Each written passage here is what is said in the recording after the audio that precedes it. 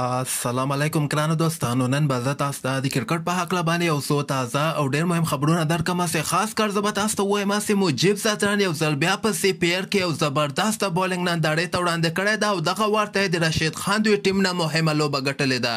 بل به زه تاسو ته د افغانستان حضرت الله زازی، رحمان الله ګوربز او ابراهیم زدران درجه بندۍ مخیم چې دوی د ICC په درجه بندۍ کې کوم مقام باندې دي.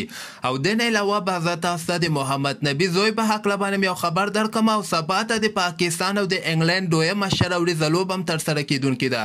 مهم معلومات در سره شریکوم. ویډیو تر اخره پورې وګورئ، په هر څه به تاسو پوهیږئ.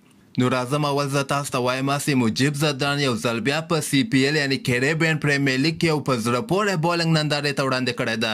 لږ ساعت مخکې د رشید خان دوی ټیم سره لوبه ترسره کړې وله چې په دغه لوبه کې مجیب دوی ټیم اول بیټینګ ترسره کړی او 150 رنزه ټارګټ د رشید خان دوی ټیم ته ورکړی و. د دوی لپاره ټیکټر 40 رنزه کړي او اعظم خان ورته 4 مهم رنزونه کړي دي. بولرانو کې رشید خان بیا 4 اوړو کې 19 رنزه ورکړي، کوم لوبغاړی نه دا آوټ کړی، یعنې ډېر بولنګ یې ترسره کړی ده. خو بل طرف ته د رشید خان دوی ټیم بیا ونه سو کولی چې دغه ټارګټ پوره کړي. دوی 100 رنزه کړي دي او همدغسې ټول لوبغاړي آوټ سوي دي. په نن لوبه کې به زه تاسو ته وایم چې رشید خان په بیټینګ کې هم دومره خاص بیټینګ نه ده ترسره کړی، په 3 بالو باندې 15 رنزه کړي دي. دغلته به زه تاسو ته وایم چې مجیب زدران په 4 اوړو کې صرف 18 رنزه ورکړي او د مقابل ټیم 3 مهم لوبغاړي آوټ کړي دي. ډېر زبردسته فارم کې مجیب زدران روان ده چې هغه تېره لوبه کې تاسو وګورئ، هلته څومره ښه بولینګ ترسره کړی او 4 لوبغاړي آوټ کړي ول او نن لوبه کې 3 مهم لوبغاړي آوټ کړي دي.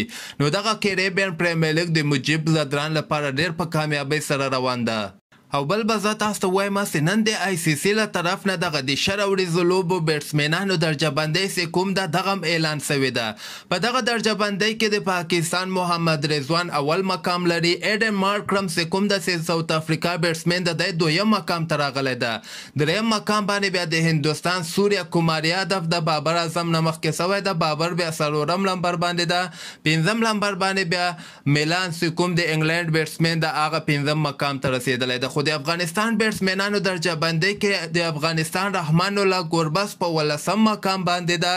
د افغانستان حضرت الله زازی چې کوم ده هغه بیا 20م مقام لري او نجیب زدران بیا 110م مقام باندې د بیټسمینانو په درجه بندۍ کې ده او ابراهیم زدران بیا 1 درجه بندي په دغه بیټسمینانو کې لري.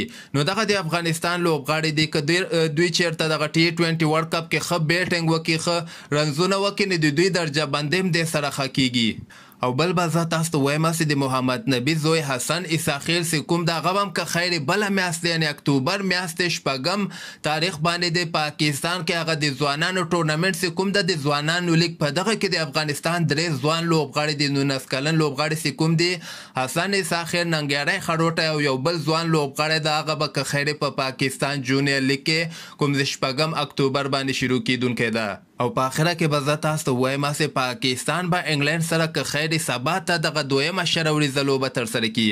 سبا ته یعنې د پنجشنبې په ورځ باندې 22 سپټمبر باندې به پاکستان انګلند سره 2مه شروریزه لوبه ترسره کړي. دغه لوبه که تاسو کتل غواړئ پاکستان کې په 10 سپورټ او PTV سپورټ باندې دغه لوبه تاسو لایف کتلی شئ او د افغانستان په وخت باندې ماښام ټایم کې 9 بجې دغه لوبه شروع کیږي. بله ورځ بیا د هندوستان او د استرالیا چې کومه 2مه شروریزه لوبه ده هغه بیا د جمعې په ورځ باندې که خیر ترسره کیدونکې ده. نو همدغسې تازه خبرو لپاره تاسو دغه چینل هم در سره سبسکرایب کولی شئ.